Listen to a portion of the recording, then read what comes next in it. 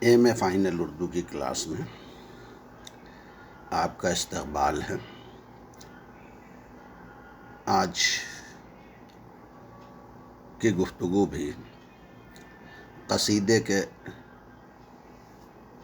صنف سے ہی متعلق ہے اور صنف قصیدہ کے انتہائی اہم شاعر مرزا محمد رفیع سودا اور ان کی قصیدہ نگاری ہماری آج کی گفتگو کا موضوع ہے۔ مرزا محمد رفیع سودا کا شمار اردو شعر و ادب کی نابغیر روزگار شخصیات یعنی لیجنڈ پرسنالٹیز میں ہوتا ہے۔ انہوں نے قصیدہ، غزل، مرثیہ، مثنوی، قطع، رباعی، مستزاد اور ترکیب بند وغیرہ کلاسیکی اصناف شعر میں نہ صرف طبع آزمائی کی ہے بلکہ اپنے کمال فن کی بنیاد پر اپنے ہم عصروں میں اپنے لیے ایک وقی مقام پیدا کیا ہے۔ سودا کی تاریخ ولادت تو کیا متعین ہوتی، سن ولادت بھی حتمی طور پر بیان نہیں کیا جا سکتا۔ عام خیال یہ ہے کہ 1115 ہجری سے 1118 ہجری کے درمیان سودا دہلی میں پیدا ہوئے۔ ان کے والد مرزا محمد شفیع تاجر تھے۔ ان کے اجداد کا تعلق کابل کے مرزا خاندان سے تھا اور ان کا آبائی پیشہ سپہ گری تھا، مگر ان کے والد نے اپنے آبائی پیشے کو ترک کر کے تجارت کا پیشہ اختیار کیا۔ پروفیسر محمد حسن کا خیال ہے کہ مرزا محمد رفیع نے سودا کا تخلص ممکن ہے اسی رعایت سے اختیار کیا ہو۔ سودا کی والدہ فارسی کے مشہور نثر نگار اور وقائے نویس نعمت خان عالی کی دختر تھیں۔ نعمت خان عالی مغل حکمراں اورنگزیب کے درباری وقائے نگار تھے۔ اس طرح سودا کو وراثت میں احساس سے حسن و جمال اور نفاست و نزاکت کے ساتھ ساتھ شعر و ادب سے وابستگی و وارفتگی بھی ملی تھی۔ اسی لیے سپہ گری و تاجری کے بجائے شاعری ان کے لیے ذریعہ عزت و رفعت قرار پائی۔ سودا کی ابتدائی زندگی عیش و عشرت اور فارغ البالی میں بسر ہوئی۔ ان کی زندگی میں جو خوش سلیقگی، نزاکت و نفاست موجود تھی، اس کا مظاہرہ انہوں نے اپنے کلام میں بھی کیا ہے۔ یہی وجہ ہے کہ انہوں نے اپنی ہجویات میں سب سے زیادہ شدید حملے بد سلیقگی پر کیے ہیں، خواہ یہ بد سلیقگی زندگی کے میدان میں ہو یا شعر و ادب کی دنیا میں۔ ان کی ہجویات میں جو طنز، نازک خیالی اور تہ در تہ بات کہنے کا انداز نظر آتا ہے، اس کا شعور بھی شاید سودا نے وراثت میں نعمت خان عالی سے پایا ہے۔ یہ درست ہے کہ مرزا سودا کے والد شاعر کی حیثیت سے مشہور نہیں تھے، لیکن اس دور میں شعری مذاق عام تھا، فارسی کا بول بالا تھا، شرفا اردو میں گفتگو کرنا اپنے لیے باعث ننگ و عار تصور کرتے تھے۔ مرزا محمد شفیع اپنی کاروباری ضروریات کے سبب اس دور کے امراء و رؤساء اور صاحبان ثروت و باذوق افراد سے ملتے رہے ہوں گے۔ پھر گھر میں نعمت خان عالی جیسے فارسی کے شاعر و ادیب کی دختر کے سبب فارسی اور شاعری سے کچھ نہ کچھ لگاؤ ضرور رہا ہوگا۔ اسی بنا پر پروفیسر محمد حسن نے مصنف باغ معنی کے حوالے سے تحریر کیا ہے کہ سودا کو ابتدائے شعور سے ہی ادبی ماحول ملا ہوگا۔ اس ادبی ماحول کی بنا پر سودا نے تجارت و سپہ گری کے آبائی پیشے کے بجائے شاعری کو اپنا پیشہ قرار دیا۔ پھر ان کا میلان طبع بھی شاعری کی طرف تھا۔ پہلے فارسی میں طبع آزمائی کی اور مرزا محمد زماں عرف سلیماں قلی خاں وداعت سے کلام پر اصلاح لی۔ سلیماں قلی خاں کے علاوہ سودا نے خان آرزو کی صحبت سے بھی استفادہ کیا۔ خان آرزو کی صحبت میں زبان و بیان کے مسائل و مباحث سے سودا کو دلچسپی پیدا ہوئی اور سودا نے زبان دانی میں کمال پیدا کیا۔ پروفیسر محمد حسن کے مطابق قیاس کیا جا سکتا ہے کہ انہی کی ترغیب سے فارسی کی جگہ ریختے کی طرف مائل ہوئے،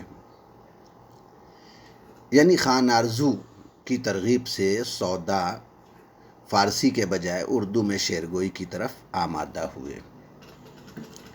ریختہ میں سودا شاہ حاتم کے شاگرد ہوئے، جن کا شمار اس عہد کے اہم ترین اساتذہ فن شعر میں ہوتا تھا۔ شاہ حاتم نے جو رنگ سخن اختیار کر رکھا تھا، اس رنگ سخن پر سودا کی طبیعت مائل نہ ہوئی۔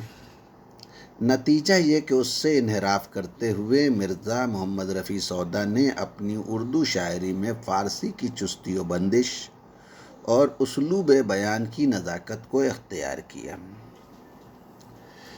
پروفیسر محمد حسن کی اطلاع کے مطابق سودا پہل اورنگزیب کے جانشین بہادر شاہ کے لشکر میں ملازم ہوئے، مگر لشکر کے حالات کی ابتری اور شعری اقتضاء کے سبب وہ جلد ہی دہلی کے امراء و رؤساء کے مقربین میں شامل ہو گئے، اس لیے کہ اس دور میں مصاحبت اعلیٰ ملازمت سمجھی جاتی تھی اور امراء و رؤساء کی مصاحبت کا موزوں ترین ذریعہ شاعری کو سمجھا جاتا تھا۔ اس دور میں فارسی شاعری میں امتیاز و انفراد حاصل کرنا نہایت مشکل امر تھا۔ شیخ علی حزیں اور بیدل وغیرہ کی آوازوں کی صدائے بازگشت ابھی تک سخن سنجوں کے کان میں آ رہی تھی۔ فارسی شاعری اور فارسی زبان و ادب کا مذاق عام مگر خاصا بلند تھا۔ خان آرزو جیسے فارسی زبان و ادب کے عالم و زباندہ موجود تھے۔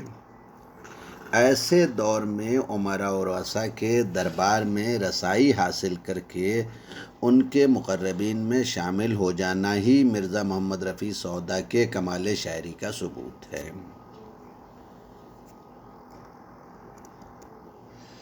مرزا سودا کا فارسی دیوان آج بھی موجود ہے، جو اکثر مقامات پر ان کے اردو کلام کو سمجھنے میں معین و مددگار ثابت ہوتا ہے۔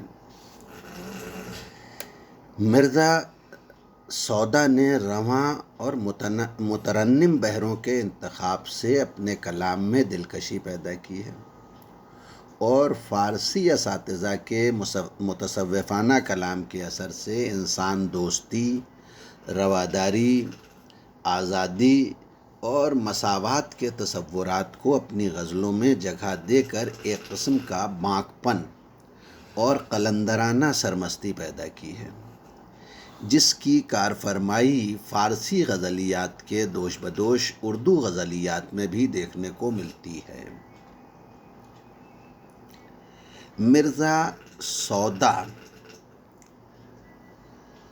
فارسی میں اپنی سعی و کاوش کے باوصف وہ شہرت و بلندی حاصل نہ کر سکے جو سبق ہندی کے دوسرے شعراء کو نصیب تھی۔ ان کی تمام تر شہرت کا دار و مدار اردو شاعری پر ہے۔ اردو شاعری کی جملہ اصناف سخن میں طبع آزمائی کرنے اور درجہ کمال پر فائز ہونے کے باوصف صنف قصیدہ میں مرزا محمد رفیع سودا نے جو امتیاز حاصل کیا وہ کسی دوسری صنف میں انہیں نصیب نہ ہو سکا۔ یہی سبب ہے کہ آج سودا اور اردو قصیدہ لازم و ملزوم ہیں۔ سودا کو ابتدا میں محمد شاہی امیر خواجہ سرا بسنت خاں کی سرپرستی حاصل ہوئی۔ اس کے بعد احمد شاہ کے دور میں علی احمد خاں المعروف بسیف الدولہ سے وابستہ رہے اور ان کی مدح میں متعدد قصیدے کہے۔ عالمگیر ثانی کے دور میں نواب عماد الملک غازی الدین خاں مسند وزارت پر آئے تو سودا کو ان کی سرپرستی نصیب ہوئی اور تذکرہ طبقات سخن کے مصنف کے مطابق عماد الملک اور ان کی بیگم دونوں سودا سے استفادہ کرتے تھے اور ان کے سرپرست و مربی بھی تھے۔ یہ وہ زمانہ تھا جب دہلی سازشوں اور گروہ بندیوں کی آماجگاہ تھی۔ بد انتظامی و بدعنوانی کا دار دورہ تھا۔ اگر ایک طرف عیش و طرب کی محفلیں، درباری سازشیں مغلیہ سلطنت کو دیمک کی طرح چاٹ رہی تھیں، تو دوسری طرف احمد شاہ ابدالی کے حملے اور مرہٹوں کی دن بدن بڑھتی ہوئی طاقت دلی سلطنت کے لیے مستقل درد سر بنی ہوئی تھی۔ دہلی سلطنت کا خزانہ خالی تھا، درباری ناقابل اعتبار تھے۔ عالمگیر ثانی کے دربار کا جو حال صاحب حدیقۃ الاقالیم نے لکھا ہے، اس سے یہ بات صاف واضح ہو جاتی ہے کہ عماد الملک کو کئی دفعہ اپنے سپاہیوں کے ہاتھوں بے عزت ہونا پڑا اور بروقت تنخواہ کی ادائیگی نہ ہونے کے سبب کئی بار غدر اور بغاوت جیسے حالات پیدا ہوئے۔ ایسے حالات میں سودا بھی خوشحال نہ تھے، مگر انہوں نے حالات کے سامنے سپر انداز ہونے کے بجائے اس سے مقابلہ کرنے کی روش اختیار کی۔ عماد الملک جب احمد شاہ ابدالی کے لیے خراج وصول کرنے کی غرض سے دوآبہ کی طرف روانہ ہوئے تو ان کے ہمراہ سودا بھی تھے۔ والی فرخ آباد احمد خاں بنگش کے دیوان مہربان خاں شاگرد میر سوز نے عماد الملک سے اجازت حاصل کر کے سودا کو فرخ آباد میں روک لیا۔ جس وقت دیوان احمد خاں بنگش کے دیوان مہربان خان نے سودا کو فرخ آباد میں روکا تھا، اس وقت سودا کی عمر اختلافات روایات کی بنیاد پر 50 یا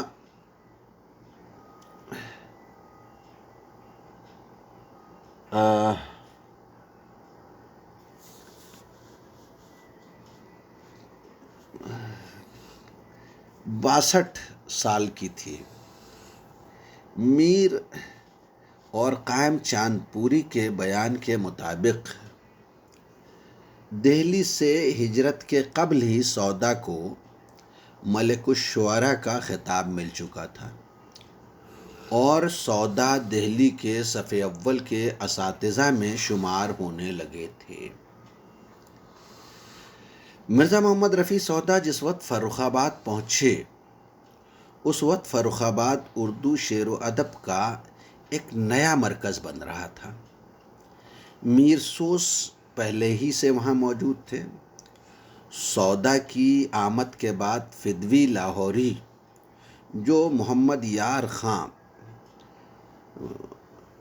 خلف محمد علی خاں والی روہیل کھنڈ کے وابستگان دولت میں تھے، کچھ عرصے کے لیے فرخ آباد آئے تو سودا سے معرکہ آرائی ہوئی، جس میں سودا فتح یاب ہوئے، جس کی بنیاد پر فرخ آباد کے شعراء کی نئی نسل مرزا محمد رفیع سودا سے متاثر ہوئی اور فروخ آباد کے نئی نسل کے شعراء نے سودا کی تقلید و پیروی اختیار کی۔ اس سے سودا کی ادبی اہمیت کا اندازہ کیا جا سکتا ہے۔ احمد خان بنگش کی وفات سے قبل، اور بعضوں نے لکھا ہے کہ وفات کے بعد، سودا فروخ آباد سے فیض آباد آئے۔ سودا جس وقت فیض آباد پہنچے، اس وقت فیض آباد میں خان آرزو، میر زاہد اور میر جعفر علی حسرت جیسے شعراء شجاع الدولہ کے دربار کی زینت تھے۔ شجاع الدولہ کے بعد آصف الدولہ تخت سلطنت پر متمکن ہوئے، اور تخت سلطنت پر متمکن ہونے کے بعد آصف الدولہ نے اپنا دارالسلطنت فیض آباد کے بجائے لکھنؤ منتقل کیا۔ اس منتقلی سلطنت کے نتیجے میں سودا بھی فیض آباد سے لکھنؤ چلے آئے، لیکن یہ ان کی حیات کا آخری زمانہ تھا، اس لیے وہ لکھنوی طرز شاعری سے متاثر نہ ہوئے۔ یہ بات درست ہے کہ لکھنویت کے کچھ منتخب اجزاء کے نقوش نقادان ادب نے سودا کے کلام میں تلاش کیے ہیں، لیکن یہ نقوش ان کے دہلی اور فروخ آباد کے زمانہ قیام کے کلام میں بھی موجود ہیں۔ سودا کے فیض آباد اور لکھنؤ قیام کے دوران دو ادبی معرکے پیش آئے، ایک میر زاہد کے ساتھ اور دوسرا مرزا فاخر مکین سے۔ اس طرح کے معرکوں کے نتیجے میں سودا کی ہجویات کے تیکھے انداز میں اور بھی نکھار پیدا ہوا۔ پھبتی اور مزاحیہ انداز کو لکھنؤ کے عوام نے پسند کیا، اور میر زاہد اور سودا کی آپسی معرکہ آرائی اہل لکھنؤ کے لیے سامان عیش و نشاط بن گئی۔ 1195 کے اواخر میں سودا کا لکھنؤ میں انتقال ہوا، اور تذکرہ طبقات سخن کے مصنف کے مطابق یہ شعر ان کی زبان پر جاری تھا: آج سودا جہاں سے اٹھتا ہے، شور و غل ہر مکان سے اٹھتا ہے۔ لکھنؤ کی غزل ہے گزشتہ صدی میں کے مصنف ڈاکٹر تقی علی عابدی نے سودا کی تدفین کے سلسلے میں تحریر کیا ہے کہ مرزا سودا کی قبر لکھنؤ میں آغا محمد باقر کے امام باڑے میں ہے۔ آج کی میری گفتگو سودا کی حیات اور ان کے عہد کے سماجی، سیاسی، معاشی، معاشرتی حالات سے متعلق تھی۔ اگلے لیکچر میں کسی قدر تفصیل سے سودا کی شعرگوئی کے امتیازات پر گفتگو کروں گا۔ شکریہ۔